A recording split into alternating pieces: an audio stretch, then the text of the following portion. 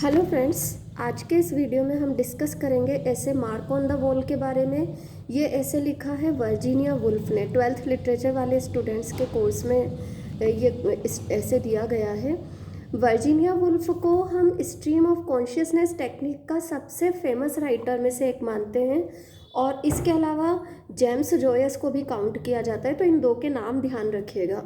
अब पहले हम बात करें स्ट्रीम ऑफ कॉन्शियसनेस होता क्या चीज़ है, क्योंकि आप लोगों के लिटरेरी टर्म में भी है। तो स्ट्रीम ऑफ कॉन्शियसनेस वो टेक्निक होती है जिसके तहत राइटर उसके मन में जो भी विचार चल रहे हैं उन्हें एक फ्लो में, चाहे वो विचार जैसे कि एक विचार आया वो पूरा भी नहीं हुआ कि कोई दूसरा विचार आ गया तो उसको बोलना शुरू हो गया, तो इस तरीके से बात करता है।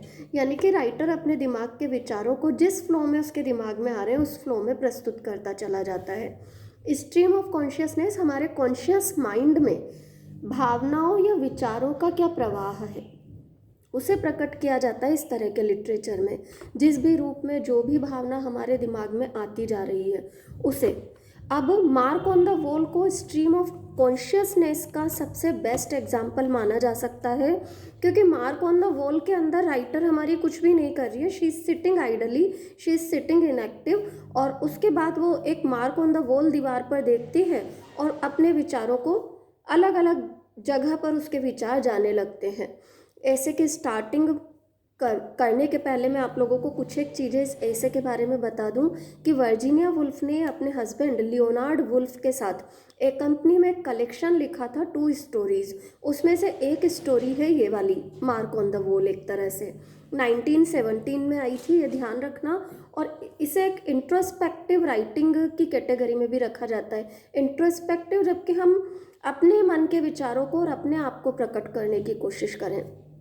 अब यहाँ पर हम ऐसे की बात करते हैं। ऐसे की स्टार्टिंग में ये बताया गया है कि घर में अलाव जला हुआ है, और जो ब्रिटिश हाउसेस होते हैं ना उनमें अलाव जनरली इस तरीके की एक चौकोर सी जगह होती है जहाँ ऊपर आलिया सा होता है, कुछ डेकोरेटिव आइटम्स भी रख दिए जाते हैं और नीचे आग जलती रहती है, कोयले वगैरह डाले जाते हैं उसमें।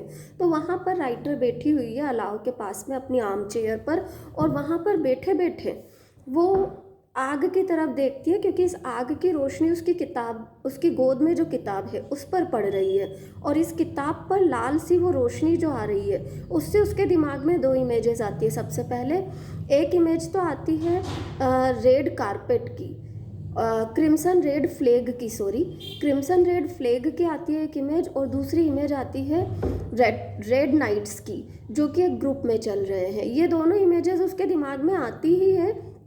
इतने में उसकी नज़र जो अलाव के ऊपर मेंटल पीस है या जो प्लेन जगह है वहाँ पर पड़ती है जहाँ पर कुछ वासेस रखे हुए हैं उसने, डेकोरेटिव आइटम्स। और उन आइटम्स पर नज़र पड़ते ही वो ऊपर की ओर थोड़ा सा और ऊपर देखती है तो उसके थोड़ा सा ऊपर एक मार्क ऑन द वॉल है, और इस निशान को देख करके वो कंफ्यूज हो जाती है और सोचने लगती है निशान है काई का, शायद कोई कील वील का निशान है। अब जैसे ही ध्यान उस मार्क ऑन द वॉल पर चला गया है वो अलग अलग सोच डेवलप करने लगती है अपनी। जैसे कि कहती है कि भाई कोई छोटी मोटी तस्वीर वगैरह टांगी होगी, पुराने जो किराएदार थे इस मकान के उन्होंने, और उसके कारण जो है ये मार्क ऑन द वॉल दीवार पर ही रह गया है। फिर वो अपने विचारों को एक नया डायरेक्शन देती है और कहती है कि हो सकता है कि कुछ और हो, चलो खड़ा होकर के देख लो। फिर कहती है कि चलो नहीं, छोड़ देती है। फिर नहीं सोचती है कि हो सकता है कि सही तौर पर कुछ कहा नहीं जा सके, देखने के बाद भी तो बैठी बैठी सोचती रहती है, उठती नहीं है वो अपनी जगह से। ये चीज़ ध्यान रखिए। फिर अलग अलग चीज़ें कंपेयर करती है, जीवन को कंपेयर करती है कि जीवन में बड़े रहस्य हैं। उसके बाद कहती है कि मनुष्य का जो ये जीवन है ना वो भी बहुत बड़ा अजीब सा जीवन है, बहुत रहस्य है इसमें। क्यों? क्योंकि मनुष्य इस धरती पर आता है और जब वो मरता है ना तो वो आफ्टर लाइफ में चला जाता है।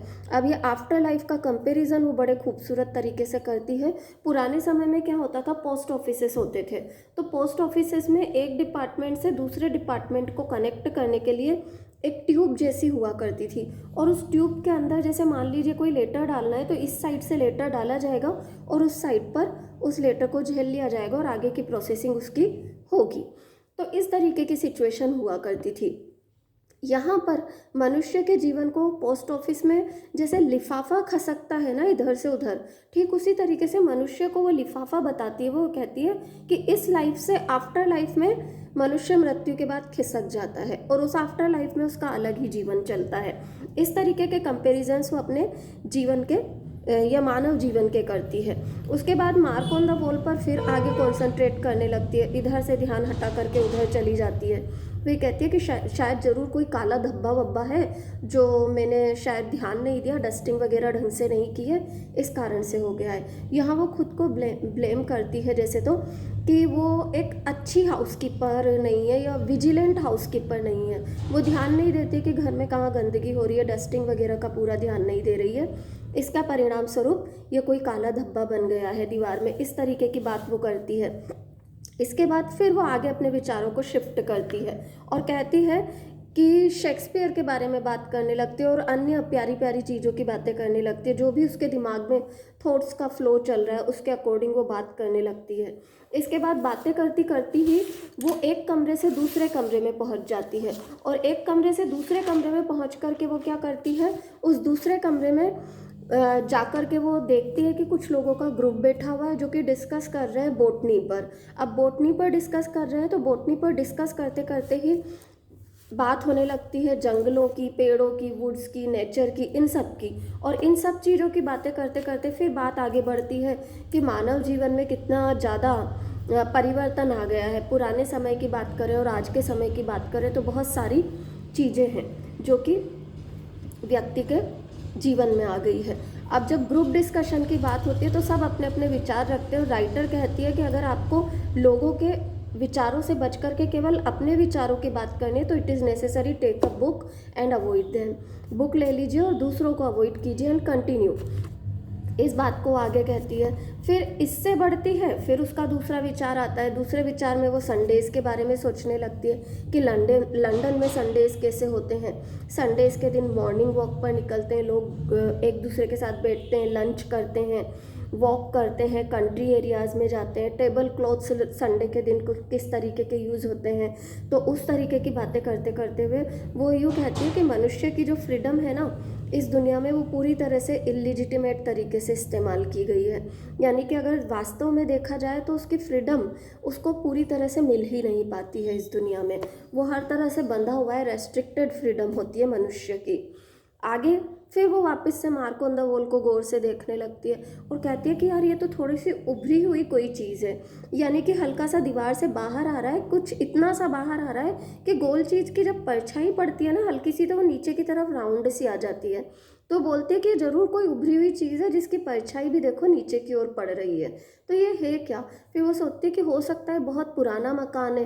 अब पुराना मकान है तो बहुत पुराने समय में किसी ने इस पर कील ठोकी होगी। अब पुराने टाइम की जो कील होती थी वो बहुत बड़ी सी और मोटी सी हुआ करती थी, तो वो कील इसी कारण से मकान पुराना होने लगा है, दीवारें कमज़ोर पड़ने लगी है। तो हो क्या रहा है कि वो कील थोड़ी सी आगे की ओर आ गई है और उसकी परछाई से भी पड़ रही है। फिर वो इस कील के उभरे हुए हिस्से और इस परछाई को कंपेयर करने लगती है। कहती है जब नई नई कब्र खोद करके मुर्दे को उसमें डाला जाता है ना तो उन कब्रों के ऊपर मिट्टी ऊंचाई में इस तरीके से पहाड़ वाली शेप में थोड़ी सी ऊंचाई पर माउंड जैसा हो जाता है, ऐसी होती है वो मिट्टी। ठीक वैसी ही अभी ये कील लग रही है। अब जब वो कब्र की बात करती है तो कब्र से वो और आगे बढ़ जाती है। जैसे मान लीजिए कि किसी एरिया में बहुत सारे माउंट्स बने हुए हैं इस तरीके के उभरे हुए, तो ये माउंट्स किस चीज़ के हैं। अगर इसका एनालिसिस करने के लिए किसी कॉलोनल को भेजा जाए तो कॉलोनल अपने साथ जो पूरी कंपनी लाएगा। अब ये लोग यहाँ पर थोड़ा सा उसने डाइवर्ट किया है अपने विचार को और वो हमें कहती है कि महिलाओं की पोजीशन पर जैसे तो इंडिकेट करवाना चाह रही है कि उस समय भी महिलाओं की पोजीशन जो थी वो सेकेंडरी थी।